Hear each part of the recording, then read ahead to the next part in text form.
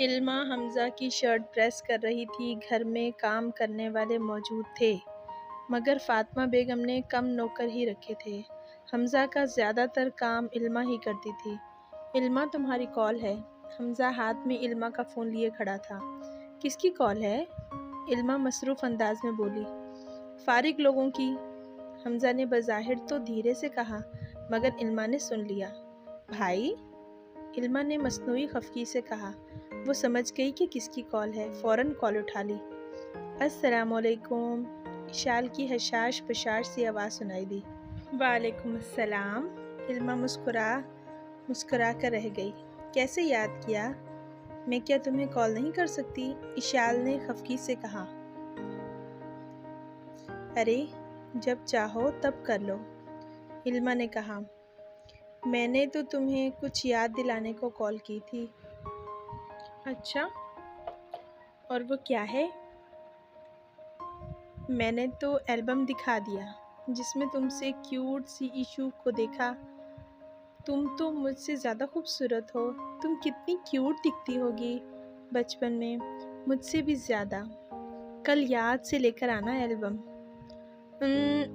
علما کچھ کہنے ہی لگی تھی کہ اشال نے ٹوک دیا۔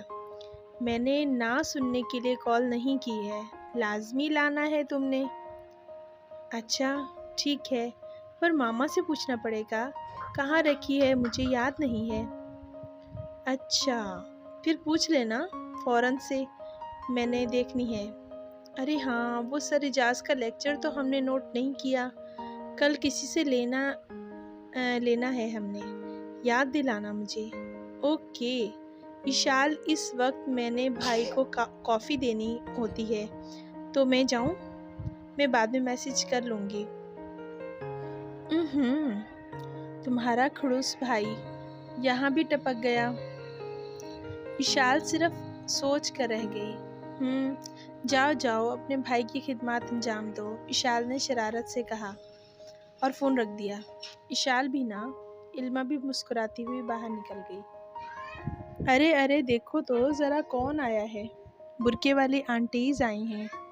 جیسے ہی ان دونوں نے کلاس میں قدم رکھا، کشمالہ جو اپنے گروپ کے ساتھ بیٹھی تھی فوراً ان پر فکرے کسے۔ وہ وائٹ اسکرٹ پر بلیک جینز پہنے ہوئے تھی، انداز میں انتہائی غرور تھا۔ کشمالہ کی بات پر اس کے سہیلیاں کہکہے لگا رہی تھیں۔ علما نے نظر انداز کرنا چاہا مگر اشال کے تو سر پر لگی تلووں پر بجھی۔ اشال نے اپنا نقاب اتارا، وہ بھی اب نقاب لینے لگی تھی۔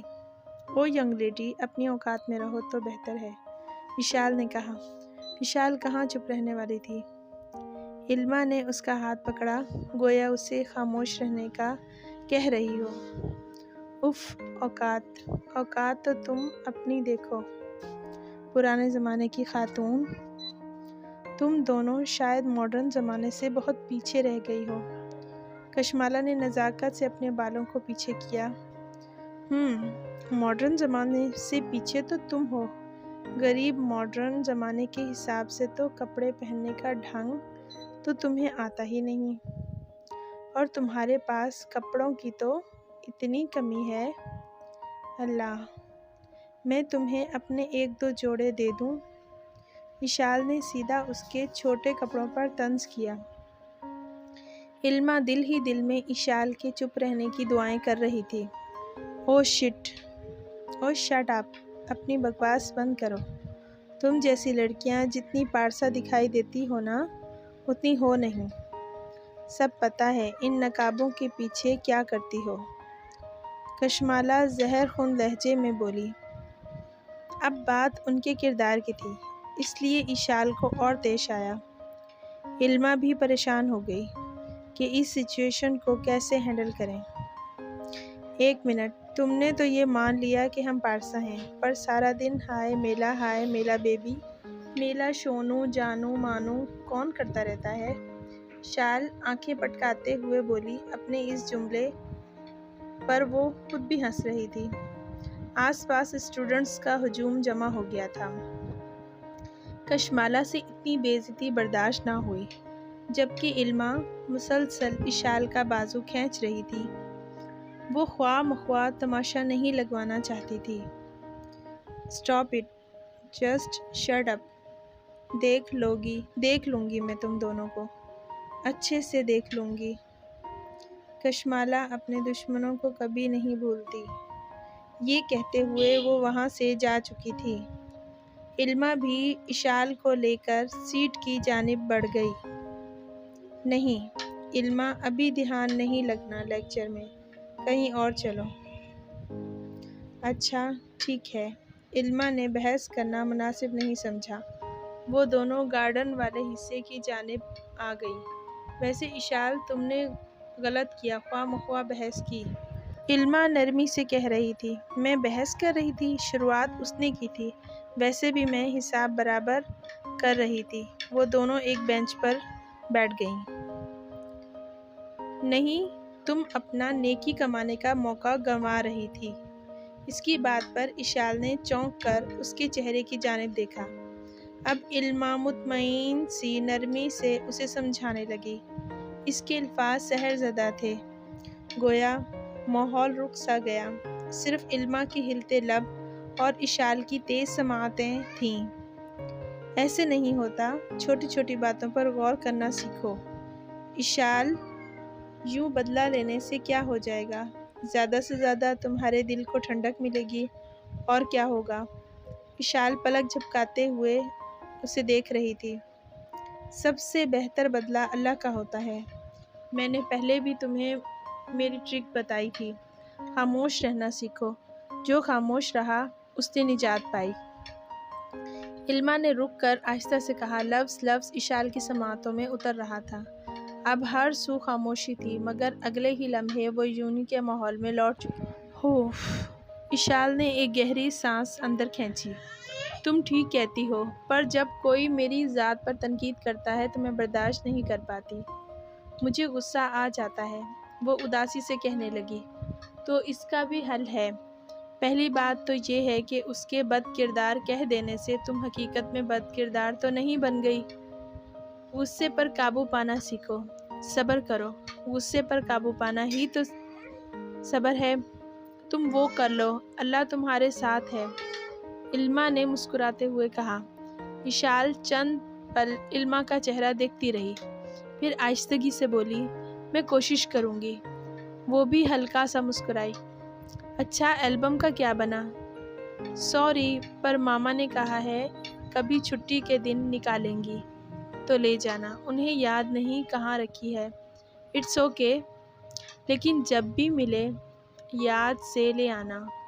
پھر وہ دونوں اگلا لیکچر اٹینڈ کرنے چلی گئیں۔ کوئی بہت غور سے ان دونوں کو دیکھ رہا تھا، جس کے چہرے پر شیطانی مسکراہٹ تھی۔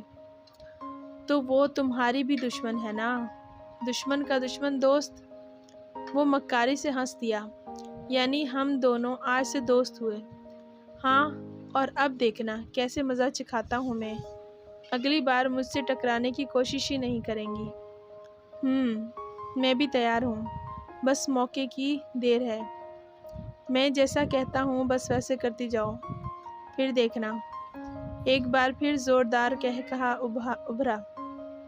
وہ دونوں ایک دوسرے کے ہاتھ پر تالی دے کر ہنس رہے تھے، پر وہ کیا جانے کہ اوپر ایک برتر ذات بھی ہے جو تمام حال سے واقف ہے۔